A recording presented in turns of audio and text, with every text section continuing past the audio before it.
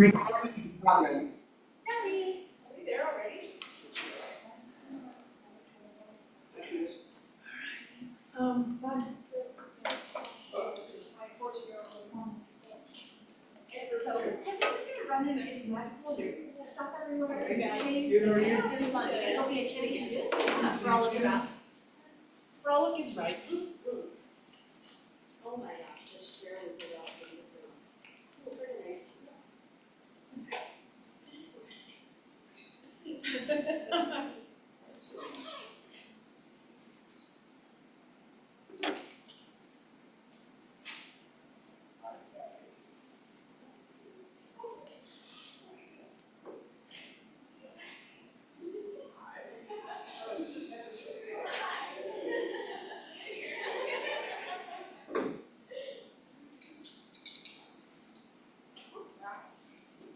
want that one there?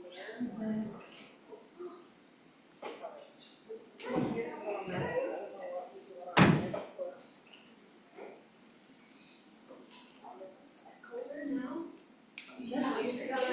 It'll cool you down, another 5 degrees.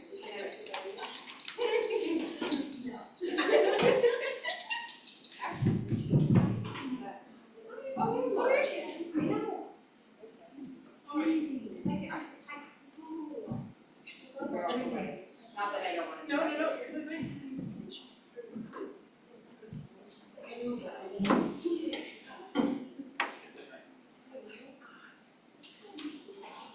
Just change it.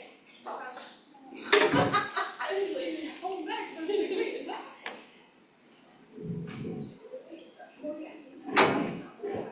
I know.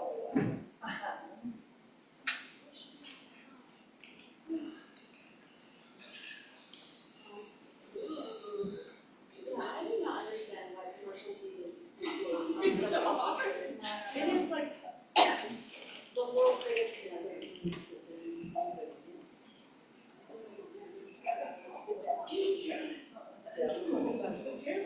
I know, I was like, wait. Hold it. How's it going? Why is that squeezing? Yes.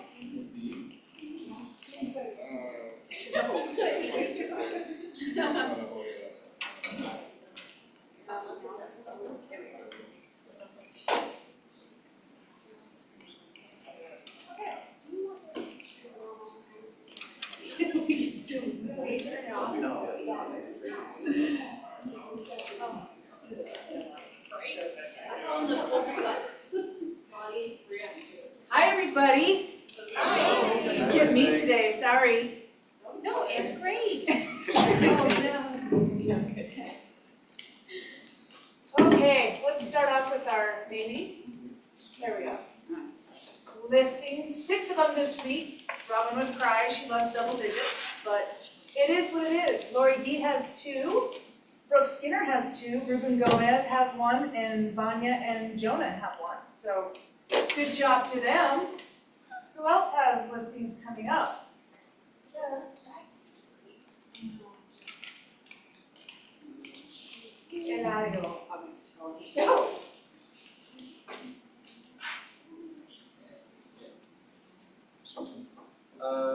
I'm thinking late next week or early the following. I'll know a little bit more, but it's going to be some property in Dimpledale, along Dimpledale.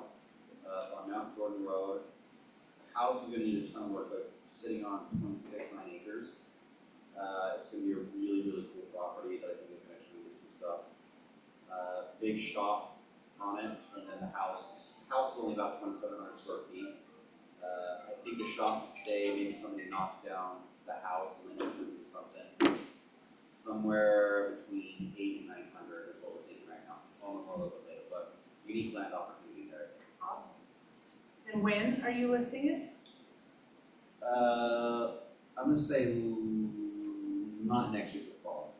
All right, anyone else? Listings coming soon. She doesn't like to talk about it. Come on, Ash. You're saving everyone else, so we would just wait. I've got one coming up today that is in Kearns. It's kind of a unique property because it does have a mother-in-law and her ADU. So it's got the 2 kitchens, and the separate apartment is a one bath, one bedroom. It's completely remodeled, all new paint carpet, and we're gonna list it for $495. Nice. And where is it? Current. Who else? One of those. Jordan up front. I've got a West Valley 3-bedroom, 2-bath coming up at $415. It's really well done. New flooring, updated kitchen, pretty good touches on the bathroom. It's not completely remodeled, but pretty nice. And it's just south of 3500 South, and it's out west, like probably 40th West. Really cute little neighborhood. So probably in the Nice. next week and a half or 2. Jordan, where is it? West Valley. Okay. Yeah, like 35th South, 40th West-ish. Cute little, it's a slow neighborhood. How many square feet? 1,400. But 3 bedrooms. Who knows? Oh, now it's just, okay, Jesus, do you wanna say anything on this? you got any info on this? No? Eladio? Just get your tickets before May 1st if you want the cheapest price. Or, Yeah, we expect Splash this Summit. to be very, very busy. I strongly suggest you get a general account prior to May 1st and get some discounted tickets. Even if you just guesstimate how much you think you're gonna need. And don't forget, if you don't wanna pay for this, which I think it's a great price anyway, you can still pass this cost on to your client. Hey, we've got tickets at more than 50% discount, let me know if you're interested, right? I will be, I'm doing a bit of a hybrid where I will be covering 4 tickets for each group or family that I have. If they want more than 4, I will forward on the cost to them in that capacity. So no reason to really not participate in this. It's a great opportunity to reach out to your sphere. I think it's incredibly affordable based on the cost of events, so yeah, keep your tickets. who here is planning to invite their clients to Splash Summit, just out of curiosity? Alright. Is there a date for that yet? What's that? A date? Yeah, the date is, June 23rd. June 23rd. We should probably put that on the flyer. And I can make it. I can make it. Okay, Wednesday, fire breakthrough, overcoming objections with Josh, 12 to 2, bring your laptop. And this will be streamed at our office, but you are welcome to go to the Salt Lake office if you Okay. want to. So physically, they will be at the Salt Lake office. But if you want to come here, you are welcome to, and then after, Okay, today, Audrey's going to teach a DocuSign class. So those of you that need a brush up or an intro to DocuSign, she will be teaching this class in here or in the conference room? In here. In here, okay. And Jess will be working with Command Your Database in the conference room after team meeting. Okay, tech tips with Kimber. She's gonna do this every Wednesday from starting this week until May 14th, 1:30 to 2:30, learning how to use commands, fire tools more effectively with expert guidance. and Okay? she's gonna be doing it Wednesdays from 1:30 to. Oh, you did it. No. Sorry. Okay, you're up. Talk about Okay. Red Day. So, Coco couldn't be here, she's heading Red Day. So in the morning, we're gonna go, one of our agents, if you guys know her, Mel Bowers, is struggling with, health issues right now. And so we're gonna go to her house and plant some flowers and fill some of her plant beds Garden beds. with stuff that Robin knows what it is. And then, in the afternoon, we just need 9 volunteers to go to different Einstein locations and get some bagels and go to the pantry at St. John, I think it's St. John's. We'll let you guys know the location, but Yeah. go there and bag them individually. And I know that they're trying to raise $5,000 for this Yeah, the Yeah, overall goal is for us to raise $5,000, but if you wanna donate actual items, they need diapers, wipes, rice, and shelf-stable milk. Yes. And Coco's heading this up, so we will get her to give us more detail on this as it comes, but yeah. Raise your hand. Nobody raise their hand. So that's just a little Oh, blurb. yes. Yes? I use this as a quick little, like thing on my sphere, so I'll post it on Facebook and say I'll do like try to, what's it called? Raise money on Facebook and stuff for Awesome. it as well, so I think it's a good opportunity to, one, help out with Red Day to get more funds, and then, it's a great place for your sphere to push it out. Perfect. Okay, we are still in need of teachers for our Ignite, so this is just a brief run through of the topics that are gonna be taught. And again, we're just doing this every 6 weeks, because we're alternating with the Salt Lake office. So if you offer to teach this class for the entire year, it won't be more than 3 times, or you can just maybe offer to teach a class once. But these are the topics. If you feel good and strong and confident in these areas, we would love you to come forward and offer up your time. Okay. What's that? You go back, I just wanted, I didn't see it all. Yes, I would love to go back. Okay, and these are, it's an hour commitment on the class for Ignite. So anyway, that would be awesome.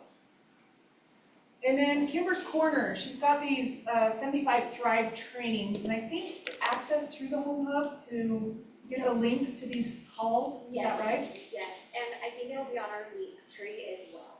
Okay. So maybe easier to just get on Has the anyone tree. chimed in on these calls yet? This 75 Thrive? I guess they had Phil Jones last week that was on it, so we'll have to check it out.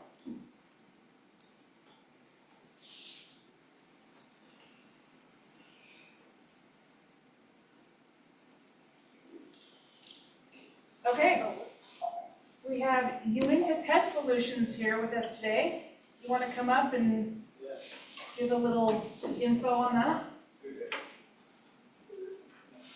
Awesome. I can use the mic or not. We We just, have Zoom, so. All right, awesome. Okay, awesome, and to the Zoomites, I didn't know COVID was still happening. It's Thomas with Uinta Pest Solutions. I'm here to talk to you and not show photos of bugs. I'm the owner of Uinta Pest Solutions and how pests affect real estate. That's what I was asked to speak on. I actually have a couple of slides. oh, what is this? Yeah, they're in there. Yep.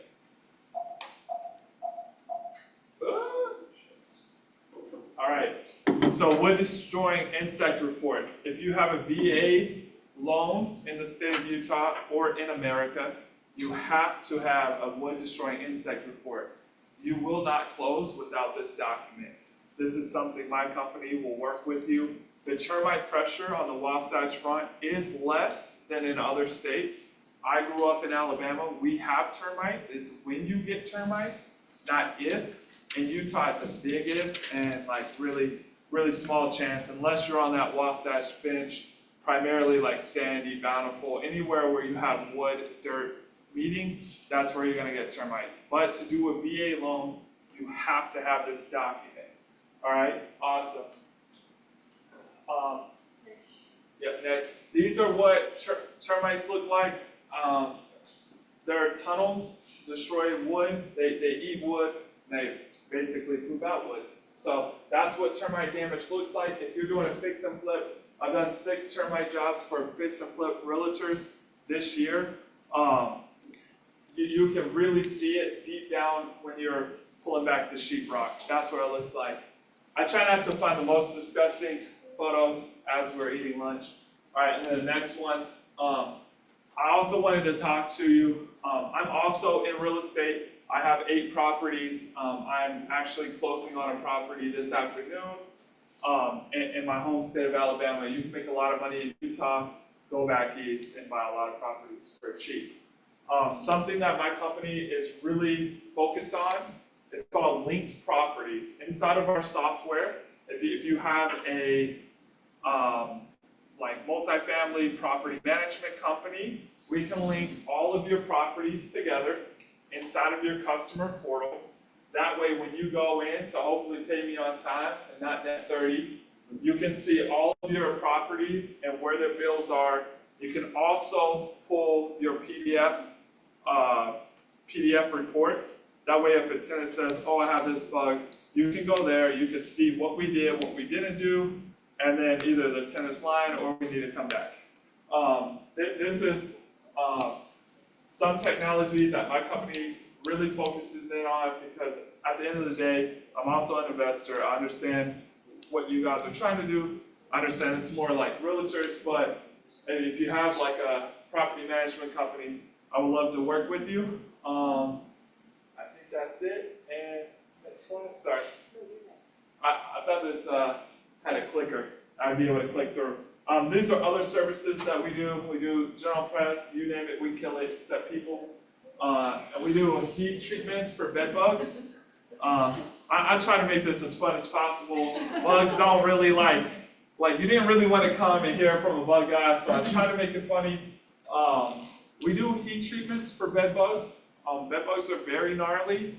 My treatment today is actually on this street, about half a mile up. We're doing 3 nursing room units, or nursing house units. Common shared spaces, bed bugs travel. So yeah, it's awesome. Pays the bill, I have a family. We do termites and we do wildlife.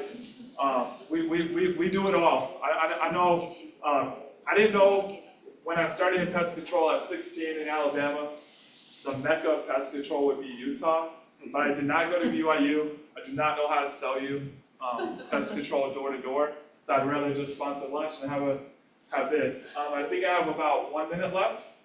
Any questions about pest control and real estate?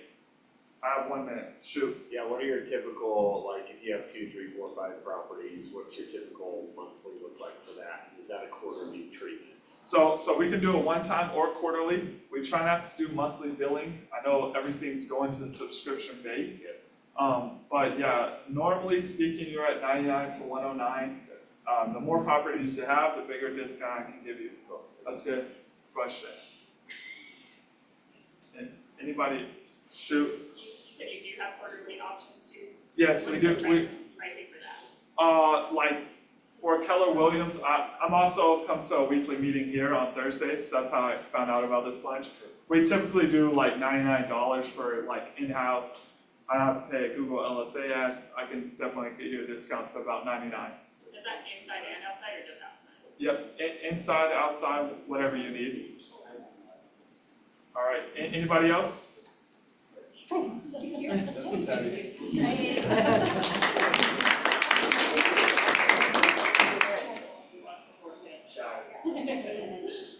Okay. Awards, so we have the cultural icon and agent of the month, yeah. So our cultural icon will come as no shock to anyone because she lives and breathes Keller Williams. She has no idea that it's her. Kathy Moore.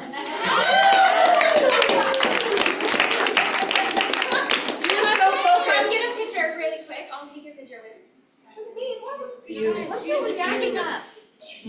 Kathy, Aw. our cultural icon. Oh, cute. Okay, got it. Yay! And our agent of the month has, he's on the ALC and he's dug very deep into doing the basic things all over again, and he's crushing it right now. Eladio.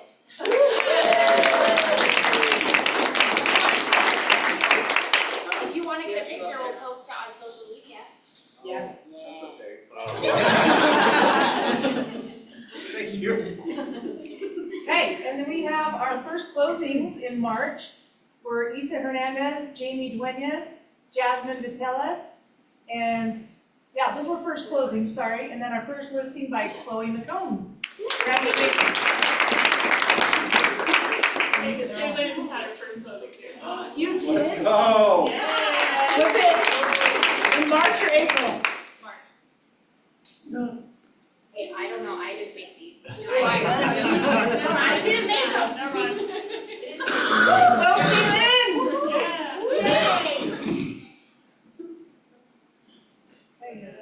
Okay, so listings taken, are. Do this, you're too quiet. Oh, sorry, okay. Our, listings taken in March, our top agent was Joe, and this is for teams. But our team was Joe Reardon with 9 units, Cameron Burnside with 5, and Kim and Flavio with 4. So that's amazing.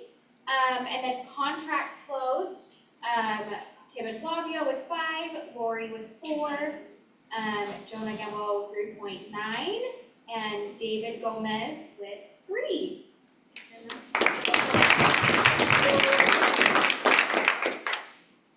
And then our House of Excellence award winners is anyone that sold or listed a home over $1 million. So that was Lori Gee, Danielle Leonardo, Laura Astle, and Claudia Klopp.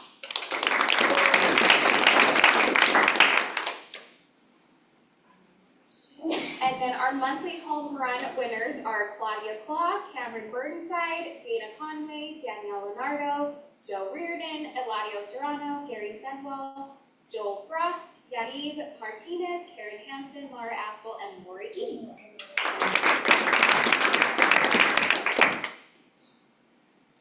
And then these are our top closers for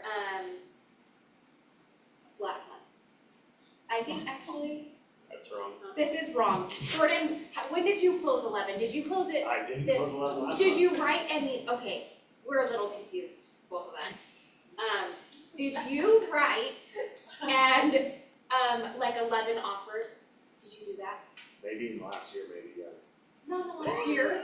Okay, Good job. These are Good really job. great. Yeah. Everyone, that is a lot. What about in the I think that I that's, think about you guys the are just first killing it. Good. I think that that's way wrong. Yeah, Down. I really have no idea where these numbers I are. am not. But they're doing a good job. Michelle, these are your people. Did they do this? Okay. Okay, Michelle does all their. But I love them, so good job. Okay. Let's just Michelle, buzz over it, 'cause it's okay. not gonna be right. Okay, this is Okay. the Counter Club in March. Nick Cacavella, Wagner Acevedo, Boyd Brown, David Gomez, Karen Hansen, Danielle Leonardo, Itza Zerato, and Jordan McQueen. And we'll have your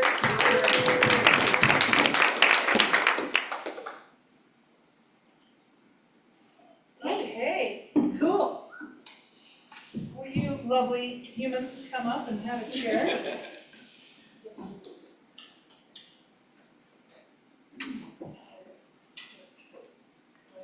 This one away. All right.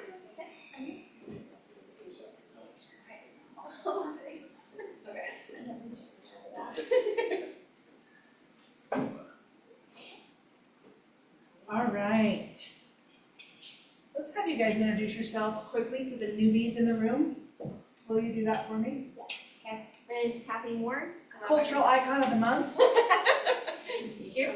And I am a buyer's agent on the Business and Reardon team, and I've been with this office and in real estate for 20 years. I'm Jordan McQueen. I closed 11 deals last month. Don't tell Michelle because I did not pay her. Yeah, Awesome. I take real estate very seriously. All the time. So we picked these two amazing buyer's agents because this month we're focused on buyers. All of our MRA playbook series is all about buyer representation. So let me just ask you both, how do you prepare? Just a day with your buyers, what do you do in preparation and spending a day with your buyers? So I have a buyer that I took out on Saturday. She was like all week unavailable. Saturday was the day we planned on doing. I kind of just didn't even communicate much with her throughout the week. Said, hey, we're gonna be seeing 4 on Saturday. Here's where to meet, here's the time. And she was like, what properties are they? I'll send those over to you if you feel like it, right? No, I'm just kidding. But and So we kind of are narrowing things down with her, and so I just got things ready, so Wednesday and Thursday, I looked, and then I narrowed them down to 4 or 5, and came up with an option, said, hey, we're gonna be here are the properties that we're gonna see. We're not gonna take any of these off the list, because I want to see all of these different areas and get a feel for those areas. If you wanna add to that, let me know, but otherwise, why not 12 Saturday? You know, like, pretty nonchalant, pretty direct on what I wanted with my scheduling and her scheduling, and I didn't want her to kind of get in her head and say, you know, maybe we need to do this, maybe do that. So that was that particular client, because we're out exploring areas and we haven't narrowed it down. So I had done about a half a dozen deals in a year and a half before I got to William Bustos, because I've been on the Bustos team twice now. First time was when William first got to the office, and it was just he and I. So he did the listing side, I did the buy side. And so to me, I joke around with myself as I was kind of born and raised by him, where he taught me how to run a schedule, and that has served me well over the years. And so if it's not broke, don't fix it. I need to know from a client what areas they're interested in, and then what's their price point. If they haven't been pre-approved yet, I send them so I have an idea of what the price point is and I know they're pre-approved. If they're in a lower price range, I make sure that I don't say my normal script, because my normal script would be, we're going to go see 5 to 6 homes. And a lot of agents will say, gosh, that's a lot. But to me, it's like, I'm gonna be with them in 2 hours. And I use humor a lot in my business, because when you use humor, you break down their nervousness and you get rid of their angst and anxiety about doing this, because a lot of times people are either first-time home buyers, or maybe, it doesn't matter to me most of the time if they're move up, move down. It's like I just use humor a lot. And so I said, we're gonna go see these in realtor style, which means 15 minutes per home, so get in, get out, and it's like, but if you've got more questions, of course, we'll pause. But I do all of my showings within a 2-hour time frame. I won't go from like one end of the valley to the other, so I too, like Jordan, will set up theme days for different areas if they're new, if they're reload clients. And then it's a 2-hour time frame, so if we're together from like 1 to 3, I do my absolute best to make sure that I honor their time. But if they're in a lower price range, you guys, things are moving very, very quickly. And so with a mid to upper range, sometimes you'll have more time, so I can tell them on a Thursday what we're looking for on Saturday. But if they're in a lower price range, I won't tell them what we're looking for until the day before, because those places go under contract so quickly, and there may not be a ton of options. I've got a buyer right now, there's just not going to be a ton of options, and it's moving at lightning speed. So I wanna set them up for success and not frustrated failure. So those buyers that you've had in the past, where you've shown several different days worth of properties, and they're just kind of losing their steam and they're getting discouraged, how do you keep them focused on the goal? So I try not to have several days. I try to get them under contract within, And I know there's agents in 10 here to that have been 12. working with certain buyers for a very long time, Yeah. and they're I've not had it. gaining traction, so. yeah, I've had them. So to me, one of my favorite clients, William would ask me, he was like, what is happening? And I was like, well, I'm closing deals, I'm meeting my goals. You have to give me some grace with these guys, because it's just gonna be a process. It's my acceptance of my time as a gift to them, but it took me with this one couple 2 years. And I understood what they were going through, because they had some things they had to get through. So my empathy was high for them, but they were committed, and that's all I ever asked, is that when I call you, please pick up the phone, when I ask you a question, please answer. And as long as we've got that engagement and that expectation is being met for me, I'll stick with you. And if it all makes sense, I'll stick with you. And so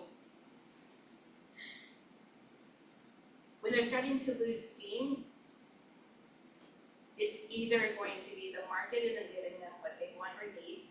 So do we need to adjust those expectations? And I always do it in as best I can for a positive sense, because I don't want anyone to ever have a negative sense. I don't want to feel like they're thinking, well, I can't afford, I hate the word afford. Well, choose not to. You, Jordan McLean, can afford anything today, well, one. I was like, that's not. That's not true, but you make choices, my only thought is you make choices as to what you want to do. So I don't want to come to a client and say, how much house can you afford? That doesn't set right with me. I would much rather say, what's your choice payment? Because a lot of times it's payment driven. Possibly they could afford to buy a $700,000 house, but they don't love that payment. So to steer away from the afford conversation, it's like they're choosing a payment of a $600, and then we're gonna go up conservatively in small increments until we get to where they want to be. And then the payment is reviewed all along the way. So if they start to lose, it's like, where's the motivation to move? What's going to happen if they don't do that in a certain time frame? And then what's the market producing? So if they lose steam, I do my best to make them feel more positive about the experience. And no matter what the reason is, because there could be 100 reasons, I think I lose steam before my buyers do. I would agree with that. Which is, they're like, hey, let's go do this, let's go do that. I'm like, let's not, let's write an offer and call it good, right? And I don't wanna get them into something they don't like, but I also don't wanna just waste time. And if they are kind of losing steam, we're kind of getting to the point, it's like, let's take a little bit of a break, right? When the market's not giving us what we want, we're not willing to pay what the market is saying. You might just need a 2-week break, go to Snake Shorts, take the weekend or something, just kind of break it up, because if you're going out and out and out and out, it's not helpful. I tend not to stack showings like that. I don't know, I think that Have either of you fired a buyer? Yeah. yeah. So that they weren't sick of showing houses or seeing houses, I was sick of showing them. It's like, we're not getting anywhere, like, do you wanna write it down? Okay, well, Did you feel the motivation wasn't there, or yeah, things shift, something changes. no urgency? Yeah, no urgency. Attitude. Bad attitude? Is that what you Bad said? attitude. Ooh, I yeah. can't, sorry, I've got good vibes tonight. I'm doing bad attitude 3 times in a row. Nope. Fair. Good. Do either of you have like debriefing techniques after you've been out showing for a day? At the end of it, just to kind of bring it all together and come up with strategies for the next time, or what does that debriefing look like? Yeah, so I don't know if you guys do this, but I print out all of my MLS sheets and I put them in order. I like to have everything in a paper. They can flip through, if it's on the app, then they get lost in whatever they're doing on the phone. So I print off a buyer's, or client full report, and I put those in order of what we're going to. And when we get to the first place, I hand it to them. So here's a list, as you're following me, if you get lost, here's the next address, whatever. And then as we get to the very last house, if there's 3 or 4 or 5 listings, I just lay them out and say, this is the first one we saw, second, third, fourth, fifth.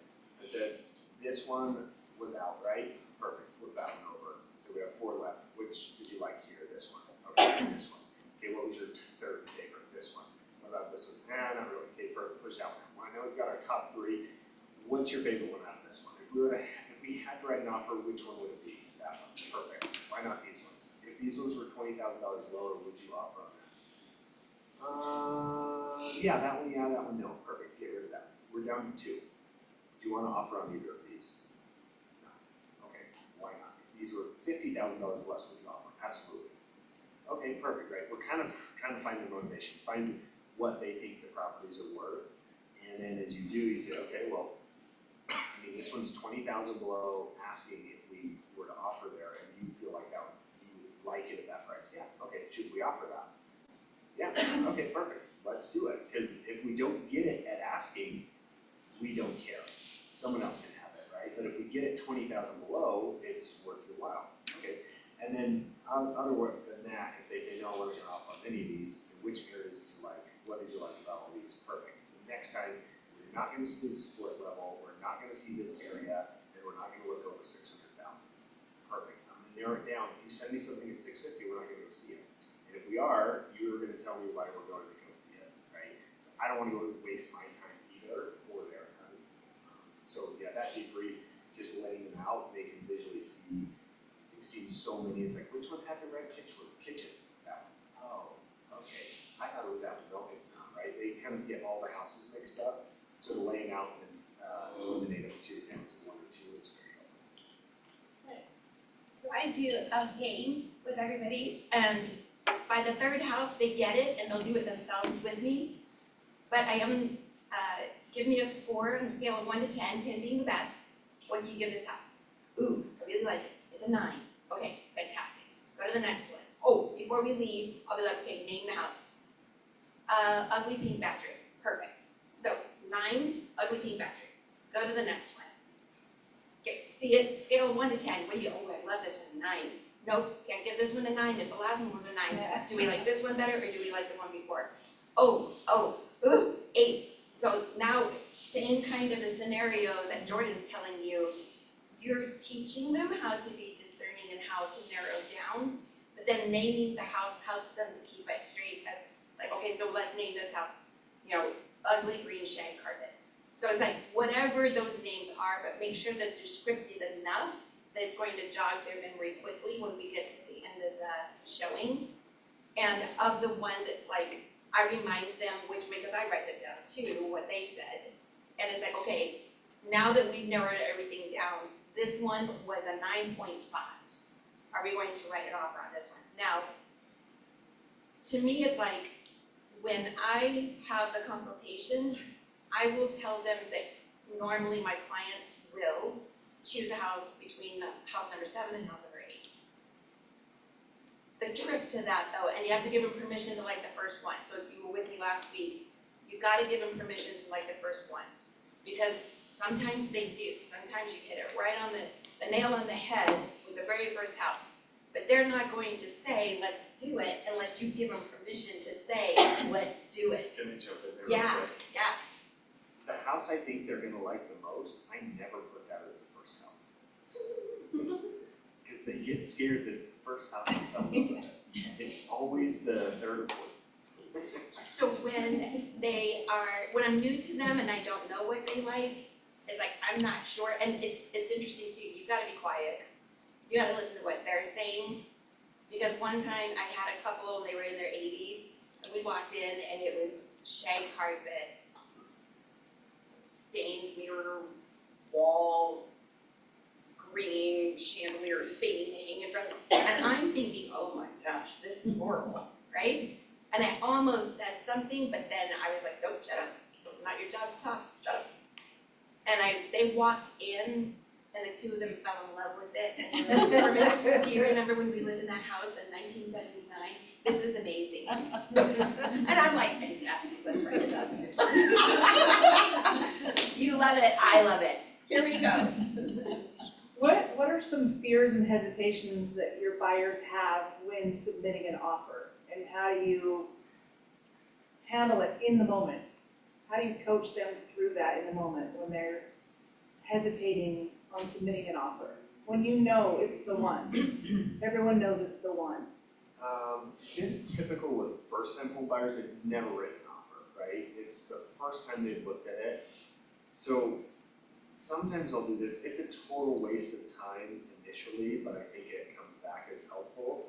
I will say, which of these 5 houses is the first time you've been out? Which is your favorite one? This one. I said, okay, you don't want this house. I said, I'm gonna send you over an offer. We're gonna write an offer on this property, and we're gonna go through the whole process. It's gonna take us an hour to go through this, and we're gonna fill it out, and we're gonna put the dates, and we're gonna put the time, and we're gonna put the numbers, and we're gonna put the earnest money, and we're gonna put the title company, and we're gonna put all of these things, and we're gonna go over for an hour. Because then, when the next house next week comes up that we've gotta jump on, we've gotta get an offer in the next 2 hours before they're all submitted on a Saturday evening, I've already looked at all this. You're looking at this, click, sign. So when in the process are you doing that? In the buyer consult or? No, like after the first showings, if we have time, especially for first-time home buyers, I do like to write essentially a fake offer that they can sign I just say, you sign it, I'll just throw it away. Or I'll put at the very end, I'll just X out the numbers, right? I'm not submitting this, or you don't even need to sign it, but we've been through it, you know how to sign it, you know in DocuSign, you click, you have to hit submit, otherwise it will be, right? So they've already been through that whole thing. And they get to do the process without the nerve of, what if we get this house? Yeah. Because they're hesitant to sign a pen, but if they don't care about the house, it's a lot easier to go through that offer process. So I feel like it's a little bit of a waste of time up front, but it helps you later on when you need a little bit more speed. And then they're already comfortable with the contract, so to write something on a property that they actually like is not the nerve of writing and getting it accepted, it's just the nerve of getting it accepted. You can get them to put their name on the paper the very first time, it's like the nurse juice side. And you can answer all the questions, so it's like that first initial one, yeah, get them to write once. And in the disc, like the majority of people are in SC, which means they are going to faint and pass out and fall over, because it's hard for them. So we will feel that for them, but it's our job to help them move forward. And I love what Jordan just said about having that first initial, like, this isn't going to go anywhere, but I want you to feel the process and learn about the process, so when it is time to go, we can hit our feet, ground running, going. Do you guys know the copy or make a duplicate on DocuSign? Have you ever done that? Make an addendum, doesn't go anywhere, you just duplicate it, change the verbiage. I can also do that with that offer. So I already have all their information filled in, I just copy it, and then change the agent, change the price, change the address, make sure you change everything. But that way, you've already got it all filled out as well. And they say, hey, we want to write an offer, it's in your inbox in 10 minutes, right? It's good, it's fast. Well, yeah, I did that last week with you, now I'm just making a few adjustments. It's a pretty easy way to do it, so it's not as much of a waste of time at that point, because you're just duplicating what you already did. Can either of you think of a real life scenario in which a buyer was on the fence with a particular property and you were able to get them to make a move? With an S personality, they're the ones that don't like change. For them, it's like, leave the side door open, that's what I call it, like leave the side door open. Meaning, have a conversation about, hey you guys, like if we get this under contract and tomorrow you wake up, you're freaking out, first we're gonna have a conversation, because that's normal, so congratulations, you're normal. But at the end of the day, if something comes back in the home inspection that we cannot negotiate, we cannot get around, and this is very important, we can't do anything with it, that side door is always open for you to cancel, get your earnest money back, and we will move on. Most of the time, they won't pull the trigger, because most of the time the house is pretty decent. If it's not, cancel it, get your earnest money back and move on. I mean, it's like, okay, no harm, no foul, let's go. But yeah, I think I've had some clients that as long as that side door is open for a high S, they're much more likely to continue and engage and be open to hear the things they need to hear, where sometimes it feels like they've got mufflers on. That issue of urgency versus pressuring, you know? Yes. How do you create urgency or tell them, time is of the essence, we've gotta do this in this market Yeah, so without it being pressured? I don't like to be sold, so I don't like to sell, right? I don't like to feel like someone is selling me something or manipulating me to feel a certain way. So it's really helpful when they like a property, we've talked about it, we've discussed it, and I'm not gonna lie to them and say, there's probably more offers, there's another offer, we should get on this. I'm never gonna tell them that, but if the other agent tells me that, I will then relay that and say, there's another offer, do you want it bad enough to go for it, or should we let the other people have it, right? It creates a little bit of urgency, and it really creates separation if they don't want it. Oh, I don't want it. Perfect, no problem, right? We have our answer. So that helps to create a little bit of urgency. When it's 50 days on market and nothing's happened, to give them a little bit more, on the fence, if they're on the fence about it, hey, it's at $550, at what price does this make sense that you want? $530, perfect, why don't we offer at $530? At $530, do you wanna offer it? Yeah, I'm actually more excited about it. great, right? It's just, if they don't accept it, you don't care, because you're not gonna pay $5.50 for it, but if you get it at $5.30, now you've got a good deal. And I just try and work through, they like it enough that they are considering an offer, what's gonna push them over the edge. Sometimes it's that, sometimes it's leaving the bar stools, right? They leave the bar stools, will you buy it? Yeah, actually, I like those, right? Whatever they like, so. In a very, very competitive market, how do you balance being a consultant versus an advocate? You know, doing what it takes to win the offer, but also keeping their best interest in mind, right? So how do you balance that in a really competitive market? That is interesting. That's a really tough one, because again, it goes back to every one of your clients and their threshold of risk. You know, and they'll say, well, we're 20,000 over, what do you think? Like, I know, it's hard. first of all, that's crazy, right? Like, that's what I think looking at this, so they tell me, I say, well, it's expensive. So if somebody, at what price would somebody to offer that you would not be upset? If somebody offered 25 over, would you be upset and missed it? Absolutely. Okay, if you want to offer 25 over, then yeah, let's do it. Okay, if someone offered 30,000 over, would that bother you? No, they can have it. Okay, perfect, 25 is your number then. They came up with a number, I'm just giving them scenarios on what could work or what couldn't. I had a guy put 30,000 non-refundable earnest money. That scared the heck out of me. I was like, you're gonna lose this. If there's a crack foundation, if there's meth, because that's fine, I'll deal with the crack foundation, I'll clean up the meth. Okay, right? He got the offer out of 27 other offers. So there are options. It's just kind of how crazy they want to go with it. And I can help them get that, but I'm not gonna be the one to tell them, you gotta go 30,000 over, or you gotta go 30,000 non-refundable. I don't really wanna be on the line for that. It's tough because it does come back to you often. Well, what would you do? So there are a lot of disclaimers of, we're putting 30,000 non-refundable upon acceptance. If you change your mind 1 minute after, you back out and lose 30 grand. Are you okay with that? The answer in that instance was, yeah, that's fine with me. Okay. Off we go. Yeah, what about you? So I had a really good, here's a good one. This summer, I've been with these clients for probably 4.5 months, and they were both high S's, and we were looking for their move-up home. And we had made a few offers, we had lost on multiple offer situations. I'm like Jordan, I let them dictate like where are we going to go, I show them all of the information for the comps. We discuss it, we have strategy, we move forward. If they're okay losing it, then okay, but there is this one house, it was the house. And it was grossly underpriced.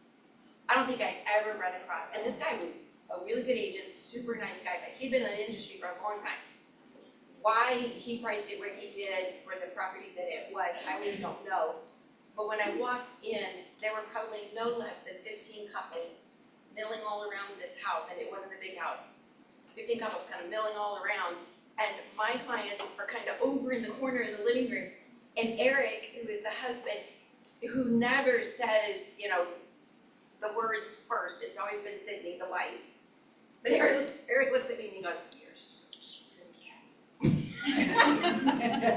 No, we're not. And I said, how many times do I have to tell you to speak positively? And Sydney smacks him and she goes, I told you she would tell you to speak positively. I believe in energy. And so he's like, what do we have to do? And I'm like, well, first, let's see the property. He had already decided that this was his house. And he just thought, there's no way I'm gonna win this because he's looking at all the people, right? So we walked all around, and then 30 minutes later, he was like, what do we do next? And I said, well, you know the drill. I run the comps, we discuss it, but in this one, we're going to have to go double time. Clearly, we're gonna have to do something to separate this one, right? 25 minutes later, called him up, we're on a Google Meet, we talked about it. And he said to me, just like Jordan says when they kind of will tell you what they're willing to do, he said, go to the max. His max was 1.2 million. The house was listed at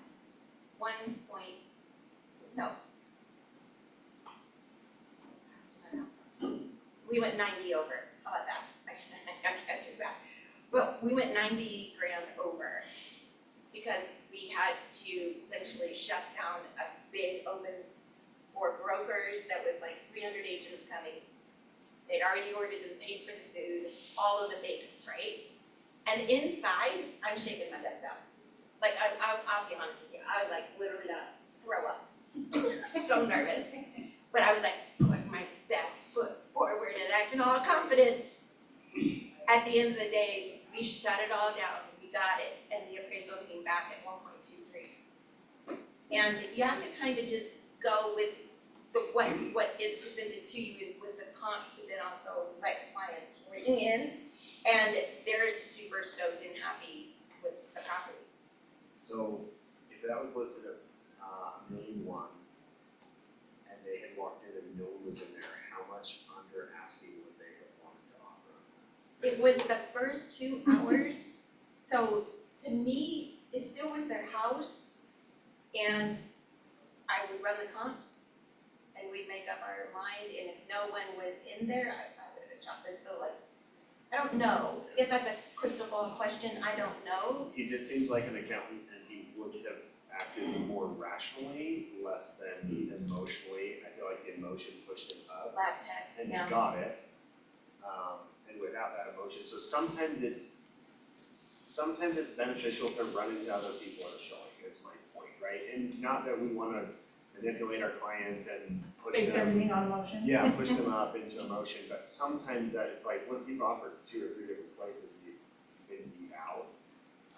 Sometimes they need to see that in person, because if you went and you're like, hey, I went and there was 10 other people, right, out here, right? They go there and see all those people, they see the house, they see how much excitement is around it, sometimes that is beneficial. Creates a sense of urgency for sure. Yeah. Well, in the 15, they gone 15,000 over, which in this world that they were in and where they were looking wasn't a lot. It was a meager offering for multiple offers.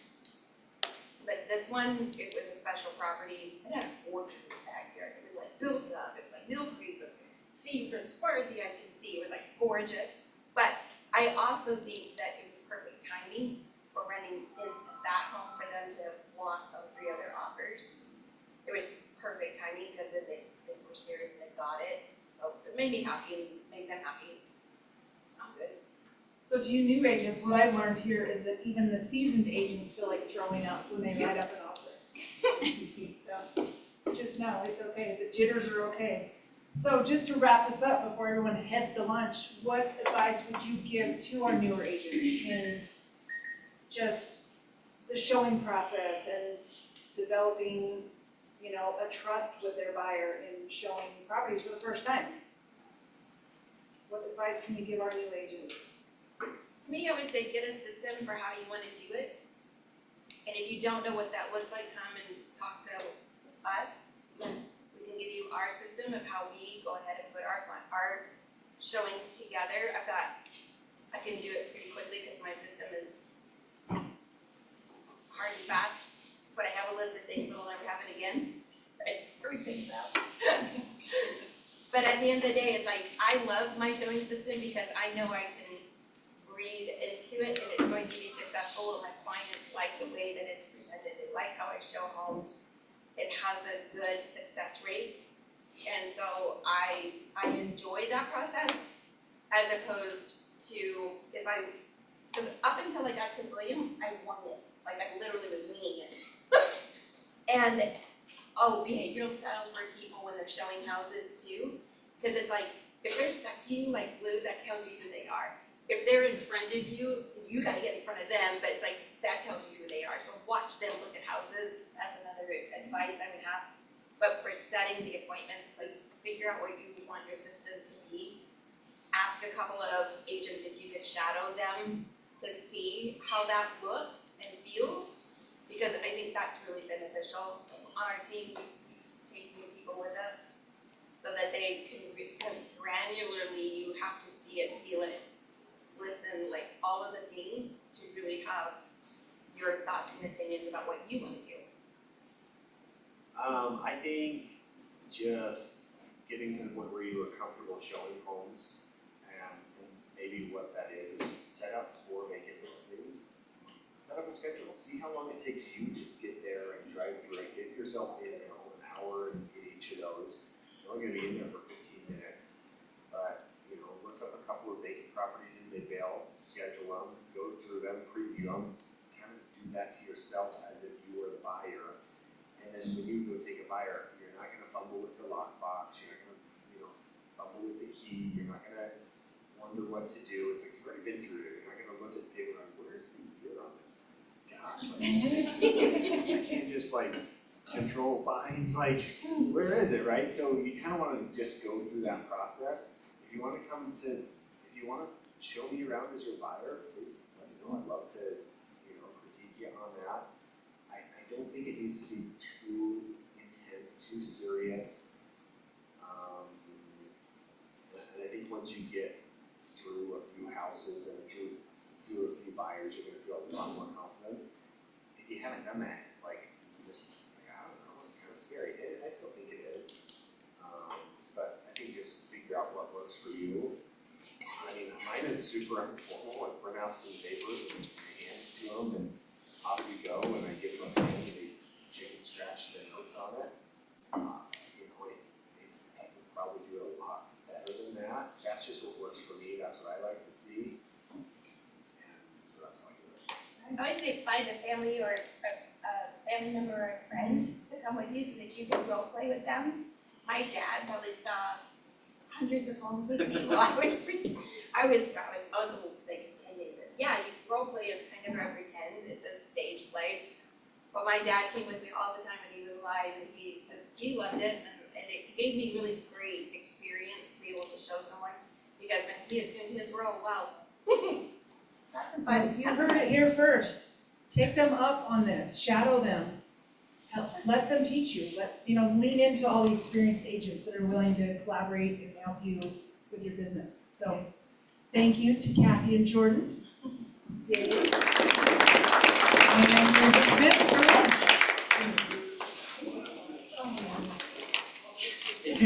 Come back up here. Okay, you're welcome. Probably sit over first. I'll stop.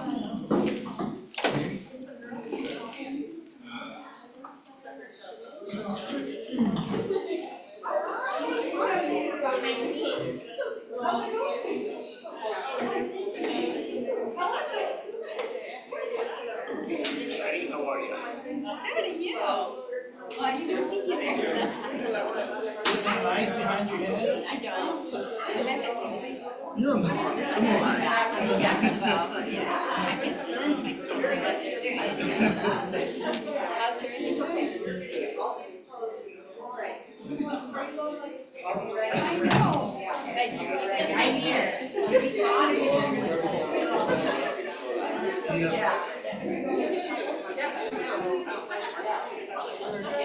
Prospects going on. Hey, good to see you. Yeah, I was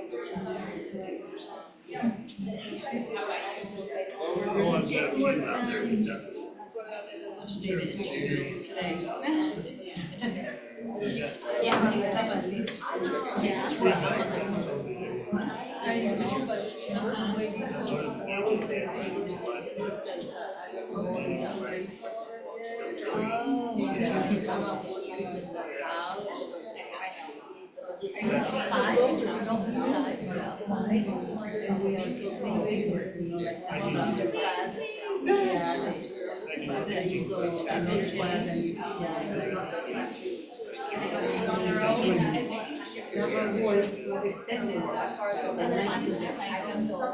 said that at East For sure. that 2 G can't. I'm sure it'll be. Right, you just need that bracelet, and then all the stress will go down. Several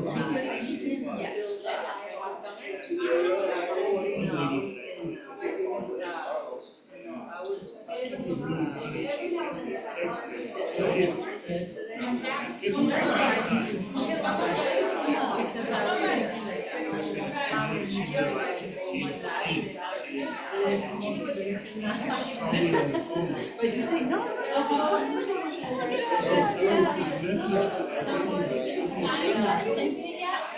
no, not just say hi, but And make sure that you connect all together.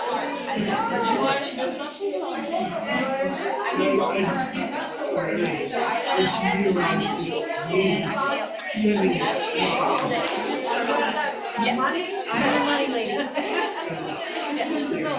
She's a fire. Everybody, actually, Every, what do you call it? Yeah.